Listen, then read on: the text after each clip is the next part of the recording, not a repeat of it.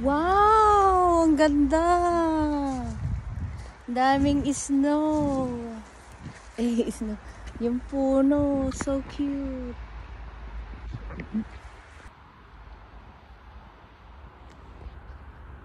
Wow!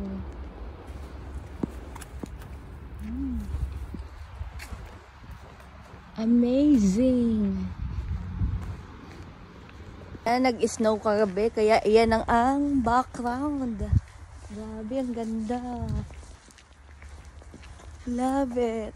Ah.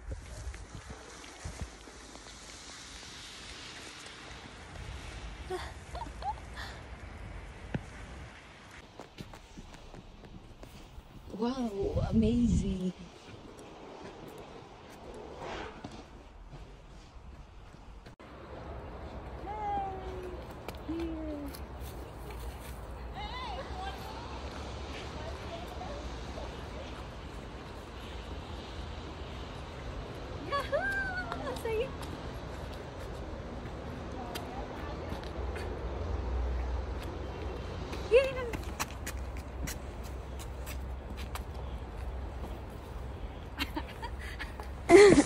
So ayan, natakbo kami dahil nag-video pa kami. Ayan, mga kasama ko ang Vietnam.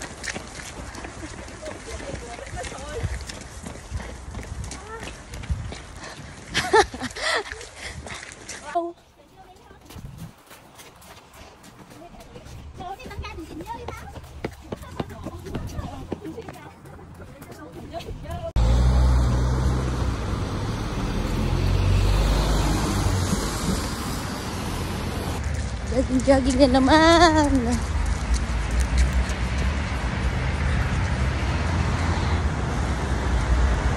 Ay.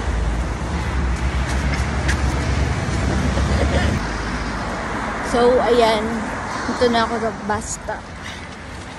Waiting kami ng service. So, ayan. Nandito na pala yung mga bago.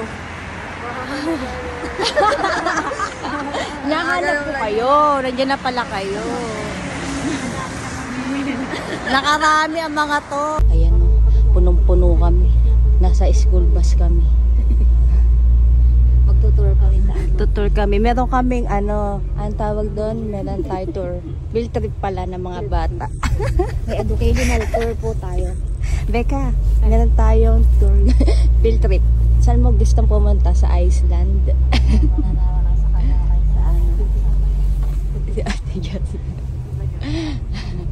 Ayan, ang ganda ng background. Pinasundo sa amin. Punta to lang ng bus. May type yung sakang anyong napabot yung bus. Wow, ang ganda ng background. So, dahil nandito na kami ngayon sa company, so dito na ako nagbe-breakfast. Ayan, dala kong aking mahiwagang eco bag. And then, kita niyo yan, ang ganda ng background ng aming hallway. Nandito ang mga Pinay.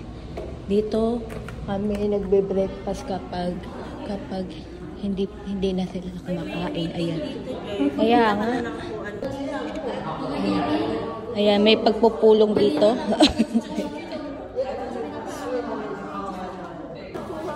Ayan, Diyos ko Lord, sa dami. Simot na yung ulam.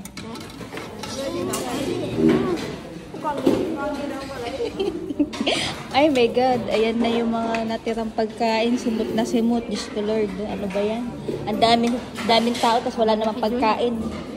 Oh, kawawa naman yung mga bago ko. Oh. Ito na yung ulam, pangalawang araw ng simot. Mga Mariosep na yan. Lugi.